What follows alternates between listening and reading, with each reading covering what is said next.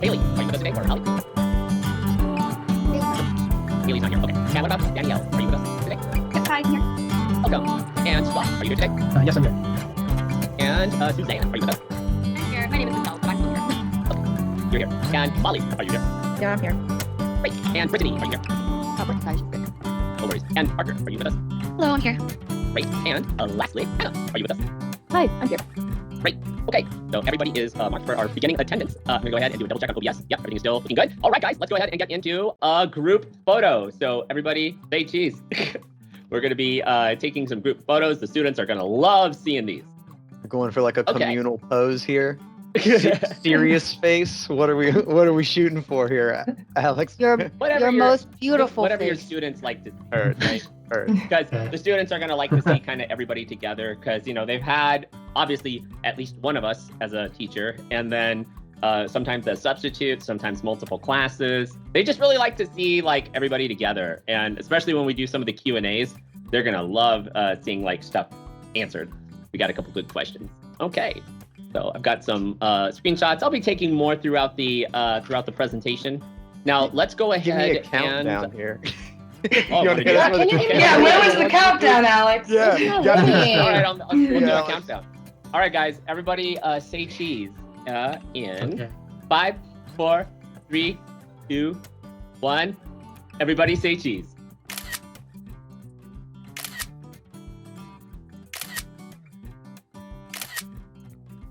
All right, well done. These pictures came out great. And I'm recording in 1080 with good compression, so we also have that. Let's go ahead and go on down into the first of the Q&As. Do you guys see the presentation okay?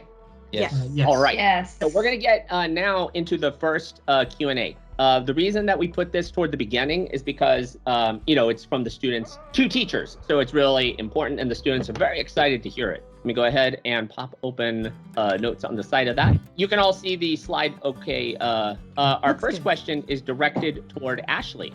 Ashley, how can teachers wake up so early? Is there a secret to early morning work, and is it difficult?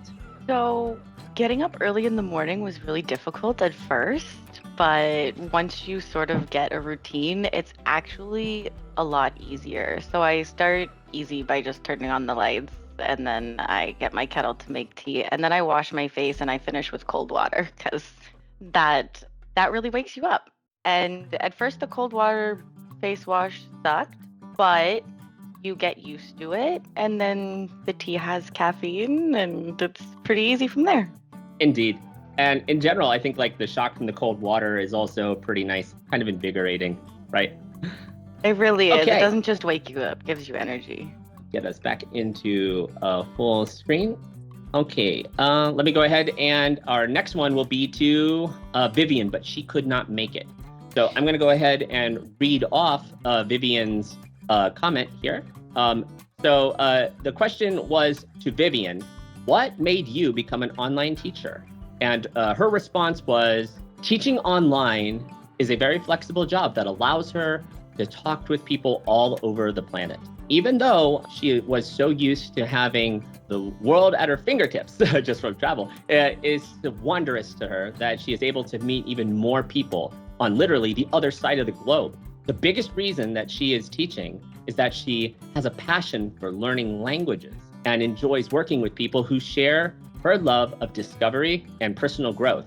And finally, teaching online has inspired Vivian, or by teaching online, she has been inspired by her students and has inspired her students to reach further life goals. So very positive message from Vivian. And let's see, our next one is going to be the most memorable experiences with a student. Let me go ahead and get over here. This is going to be for Jessica. What is your most memorable experience with a student, and what impact did it have on you? So I'm going to mention a student that isn't a regular student, but a student I've only had a couple times.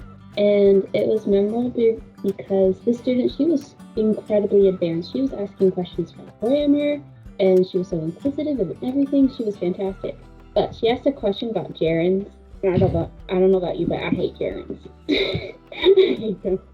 And I don't know why, but I kind of just froze when she asked that question. Like, I didn't feel prepared enough to help her kind of figure that solution, figure out an answer for her. But we did look it up, and from what I recall, we were able to find her an answer for her question.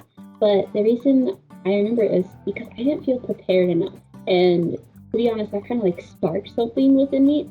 And ever since that day, I'm like, okay, I need to stay on top of my grammar skills. I need to stay on top of what's this, what's that. And it helps me kind of remember, okay, even though I have this job, like I'm already here, I still need to continue to improve myself and keep working on my skills. Because like with math, they keep changing math here in America. So for all we know, they could maybe change some of the rules for English. They might include something, or there might be a new discovery. And so I want to continue to improve my skills. That way I am better equipped for my students. And that moment doesn't happen ever, or it happens less at least. But yeah. That is true. And English is also very sensitive to the times. As trends change, topics change, and the interests of students change. And so lingos change. I'd say English is very much impacted by Netflix. So let's see. Fantastic summary. Let's go ahead and have a look at the next question. That's going to be for those teachers who have worked in Korea, your most memorable experiences. Now we have three. We will go in this order, starting with Scott. What are your most memorable experiences or experience working in Korea?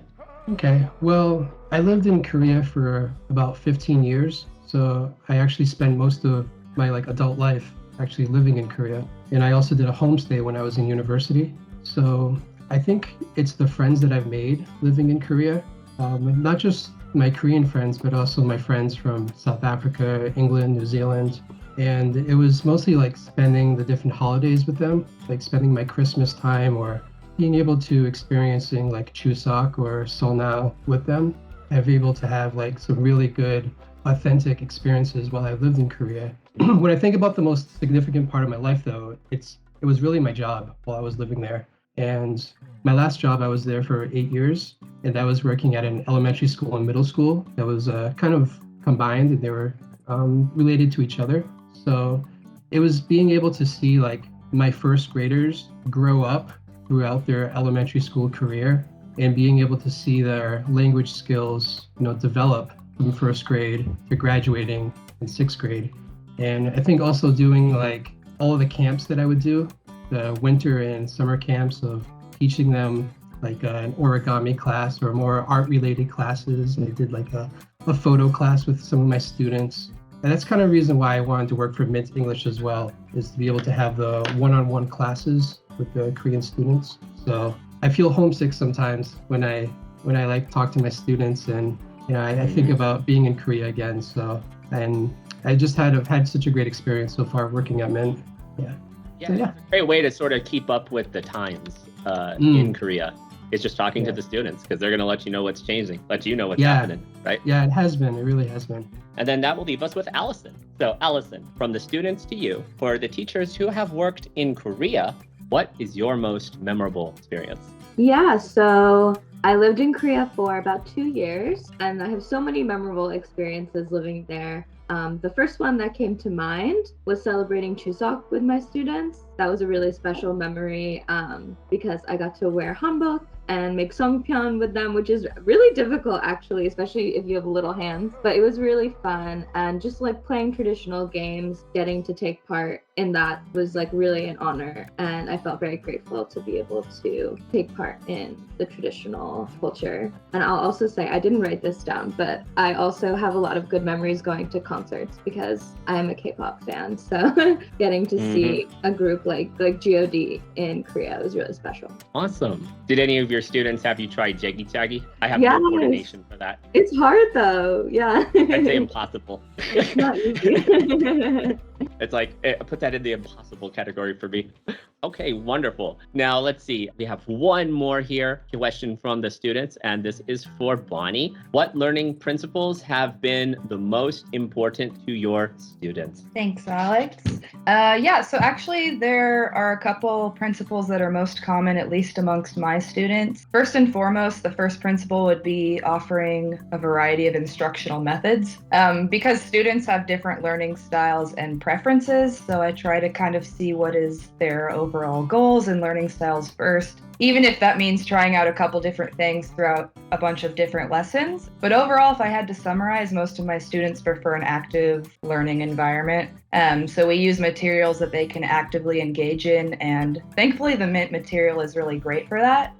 So we do like different hands-on activities or kind of discussion topics or other materials that include like problem solving or real life situations. So I would say these are the most common amongst my students. We definitely try to prioritize these the most. Excellent. Indeed, the out-of-the-box stuff really does seem to appeal to the students. I think that, they enjoy expressing themselves with that kind of material. Yeah, application to relevance has worked a lot for sure.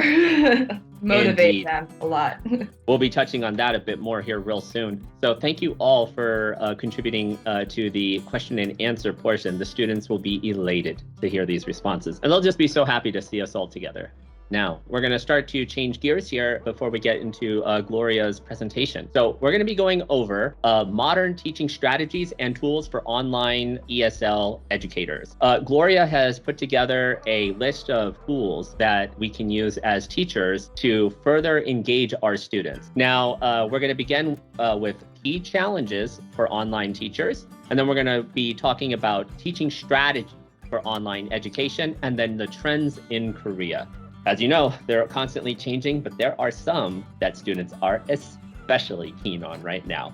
And Gloria is going to bring us all up to speed with some modern teaching techniques. Okay, so without further ado, we'll go ahead and shift to Gloria. She's a masterful teacher, so everybody take notes. And I do recommend that we will be posting this, of course, the recording.